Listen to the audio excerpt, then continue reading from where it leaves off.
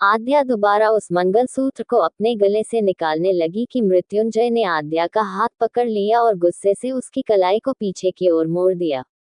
Pouting pouting pouting. और उसके चेहरे के पास अपना चेहरा लेके बोला, तुमको क्या लगता है मैं तुमसे शादी करके बहुत खुश हूँ और मैं तुम्हारे आगे अपने प्यार की भीख मांग रहा हूँ। Pouting pouting. मृत्युंजय आज तक किसी के आगे झुका नहीं है, तो तुम अपने आप को क्या समझती हो कि उस थप्पड़ को खाने के बाद में सच में मुझे तुमसे प्यार हो गया होगा। मृत्युंजय ने आद्या की कलाई को थोड़ा और जोर से दबा कर कहा। आद्या दर्द से कराह उठी।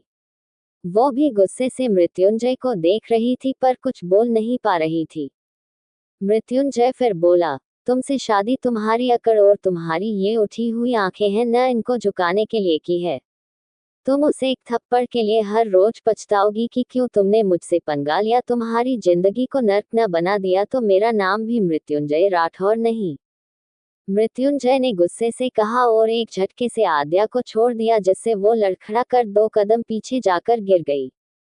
आद्या मृत्युंजय की इस हरकत पे बुरी तरह बिफरते हुए उठकर बोली, उस दिया दिया एक थप्पड़ कम पड़ गया था। शायद उस दिन तुमको 2-4 थप्पड़ और देने चाहिए थे, तब जाकर तुम जैसे निहायती कमीने इंसान को समझ में आता। और क्या लगता है मैं अब तक चुप रही तो मैं घर वालों को कुछ बताऊंगी नहीं। मैं कल सुबह जाकर ही सब सच बता दूंगी कि तुम क्या हो और तुमने शादी क्यों की। तुम जैसे इंसान के मुंह पे इस मंगलसूत्र को फेंक कर इस शादी को तोड़ के जाऊंगी। तुम जैसे घटिया और कमीने इंसान के साथ में तो क्या कोई भी लड़की नहीं रह सकती जिसको लड़कियों से बात तक करने की तमीज नहीं है। तुम जैसे पैदाइशी घटिया कमीने इंसान के साथ एक कमरे में रुकना भी भारी भी रहा है। Pouting pouting pouting. आद्या गुस्से में बोले जा रही थी बिना ये देखे कि मृत्युंजय गुस्से में प्रेशर कुकर की तरह फटने को हो रहा है। Pouting pouting pouting. दिल फायर। आद्या फिर से बोली, तुम कमीने। वो इतना ही बोल पाई कि मृत्युंजय ने गुस्से में उसका हाथ पकड़ और उसकी भरी चूड़ियां की कलाई को बहुत जोर से पकड़ और अपने करीब खींच लिया और गुस्से में अपने दांत भींचकर उसके चेहरे को अपने चेहरे से मिलाकर बोला, डॉट डॉट डॉट। अभी कोई बदतमीजी की नहीं उससे पहले कि इतना बोल रही हो। अभी मेरी बदतमीजी तो देख लो उसके बाद बोलना। इतना कहने के बाद मृत्युंजय ने आद्या के सुर्ख गुलाबी होंठ को गुस्से से और भी ज्यादा गुलाबी दिख रहे थे। मृत्युंजय ने थोड़ा आद्या को अपनी ओर खींचकर अपने होंठ आद्या के नर्म और गुलाबी होंठों पे अपने होंठ रख दिए थे। आद्या मृत्युंजय से आजाद होने के लिए हैं से मारने लगी तो मृत्युंजय ने किश करते करते आद्या के गर्दन के पीछे अपना एक हाथ ले जाकर उसके सिर को पीछे से पकड़ लिया जिस आद्या वही जम गई थी। मृत्युंजय पूरे गुस्से से आद्या के होंठों को चूसे जा रहा था। वो बहुत ही बेरहमी से आधा को किश कर रहा था, आधा बहुत कोशिश कर रही थी पर छूट नहीं पा रही थी। मृत्युंजय का चूमना जारी था, वो बहुत देर तक आधा के होंठों को चूमता रहा। आद्या को अब बहुत तकलीफ होने लगी थी, उसको सांस लेने में भी दिक्कत हो रही थी, उसकी आंखें भर आई थी। तब मृत्युंजय ने एक झटके से आद्या को छोड़ दिया जिससे आधा सीधा जाकर बेड पे गिरी। आधा बहुत लंबी लंबी सांस ले रही थी। उसको गहरी सांस लेते देख मृत्युंजय बोला, आई होप अब समझ में आ गया होगा कि कमीने इंसान कैसे होते हैं। और मेरी बदतमीजी अब देखना, अभी तक तो मैंने शुरू भी नहीं किया था, पर आज से इसी पल से तुम हर दिन ऐसे ही दर्द बर्दाश्त करना। और शादी को तोड़ना तो दूर की बात, सोचना भी मत उसके बारे में। आद्या अभी ठीक से संभल नहीं पाई थी, वो बहुत गहरी गहरी सांसें ले रही थी। पर उसको देख मृत्युंजय को एक बार भी ये एहसास नहीं हुआ कि वो उसे कितना गिरा हुआ मान रही है। आद्या मन ही मन मृत्युंजय को कोस रही थी, साथ ही खुद की किस्मत ले रोना आ रहा था। उसकी शादी हुई भी है तो किससे, उस इंसान से जिससे वो दुनिया में सबसे ज्यादा नफरत करती है। वो लड़का वो सच में बहुत बेहद किस्म का इंसान है जिसने पहली बार में ही आद्या के साथ गिरी हुई हरकत की थी। उसी के जवाब में तो आद्या ने मृत्युंजय को थप्पड़ मारा था जिसका बदला वो इस तरह ले रहा था। आद्या अपने ही ख्यालों में खोई हुई थी और मृत्युंजय अपने कपड़े चेंज करके बिना आद्या को कुछ बोले वहां से दूसरे रूम में चला गया था जो उसका स्टडी रूम भी था। आद्या खुद से बोली, आखिर क्यों दिलीप, तुमने ऐसा क्यों किया, क्यों तुम मुझे मंडप में ही छोड़कर चले गए। और मेरे घर वालों को इस जानवर ने ऐसा क्या पाठ पढ़ाया है कि मेरे घर वाले पलक झपकते ही इसके गुणगान गाने लगे और मेरे घर वाले आते टाइम मुझे ये शादी निभाने के लिए बोल रहे थे। कुछ देर गहरी सांस लेकर बोली, जो भी हो मैं कल ही घर वालों को बोल दूंगी कि मैं इस जानवर के साथ नहीं रह सकती, मैं कहीं भी रह लूंगी, कुछ भी करके पैसे कमा लूंगी, पर इसके साथ नहीं।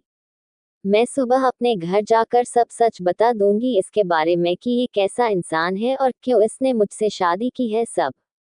आद्या ये सब सोचते सोचते सो गई थी। उसका इस और ध्यान ही नहीं गया कि उसके बगल वाली साइड में कब मृत्युंजय आकर लेट गया था। आद्या सुबह उठी तो अपने बगल में मृत्युंजय को सोते देखा। वो झटके से खड़ी हुई और खुद को देखने लगी।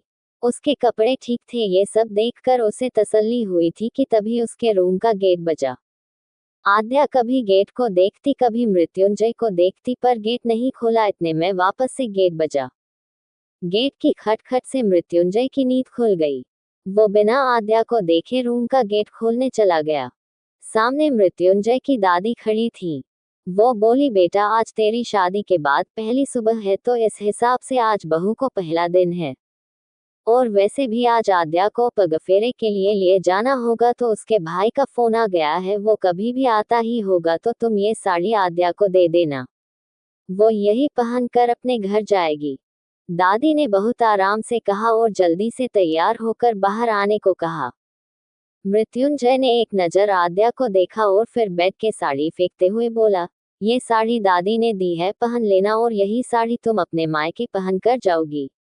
आद्या ने साड़ी को देखा और अपने हाथ में उठाकर गुस्से में बोली, माय फुट, तुम्हारी जाति चाहने के लिए मैं इस घर में नहीं रुकने वाली। मैं अभी बाहर जाकर पहले तुम्हारे घर वालों को सच बताती हूँ, उसके बाद अपने घर वालों को बताती हूँ, ताकि तुम्हारे झूठ जल्दी सबके सामने आए। इतना बोल के आद्या अभी 2 ही कदम चली थी कि मृत्युंजय ने उसका हाथ पकड़ के पीछे खींच लिया। मृत्युंजय ने आधा का हाथ पकड़कर अपनी तरफ खींच लिया। आद्या एक झटके के साथ मृत्युंजय के सीने पे आकर लगी। आद्या इस टाइम मृत्युंजय के सीने से लगी हुई थी। वो दोनों इस टाइम बहुत पास थे।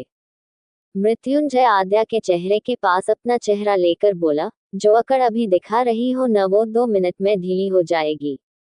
मेरे घर वालों को सच बताने से पहले अपने घर वालों का सच देखती जाओ।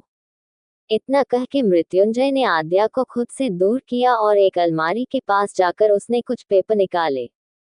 दूसरी ओर आद्या भी जोर से चिल्लाकर बोली, मेरे घर वालों का कौन सा सच? मेरे घर वालों का नाम लेकर तुम मुझे धमका नहीं सकते, समझे तुम? आद्या भी पूरे गुस्से में बोले जा रही थी। तभी मृत्युंजय उसके सामने कुछ पेपर लेके आया और हवा में उसके सामने लहरा कर बोला, एक बार ये देख लो फिर कहना। आद्या पहले तो कुछ समझी नहीं, फिर बाद में उसके हाथ से वो पेपर लेके पढ़ने लगी। जैसे जैसे वो पेपर को पढ़ रही थी उसकी आंखें आश्चर्य से फैलती ही जा रही थीं। सारा पेपर पढ़ने के बाद वो गुस्से में उस पेपर को फाड़ने को हुई ही थी कि मृत्युंजय ने उसके हाथ से पेपर छीन लिए और बोला, तो मिसेज राठौर ये गलती मत करना, और अपना मुंह खोलने से पहले 100 बार सोचना कि तुम्हारे एक बार मुंह खोलने से तुम्हारे घर वालों को कितनी बड़ी परेशानी हो सकती है। आद्या मृत्युंजय की बात पे कुछ न बोली। वो बेबस होकर वहीं बैठ गई और उसकी आंखों से टप टप आंसू गिरने। वो मृत्युंजय को गुस्से और नफरत से देखकर बोली, तुमसे बड़ा चालाक और गिरा हुआ इंसान नहीं देखा मैंने। कैसे तुमने मेरे घर वालों को झूठे प्यार और भरोसे में फंसा कर उनसे इतने बड़े पेपर साइन करवा लिए। बेशक तुमने मुझे अपने माँ बाप की वजह से बांध दिया हो, पर याद रखना मृत्युंजय राठौर, मैं भी आद्या वर्मा हूँ, जिसने आज तक गलत के आगे झुकना नहीं सीखा है। आज नहीं तो कल मैं इस शादी से तो खैर आजाद हो ही जाऊंगी, और रही बात मेरे घर वालों के साथ किए धोखे की, तो जिस दिन मुझे तुम्हारे इस जाल को काटने का सही औजार मिल गया न, उस दिन तुम्हारी इस अकड़ और घमंड का मैंने मुंह तोड़ जवाब न दिया तो मेरा नाम भी आद्या नहीं।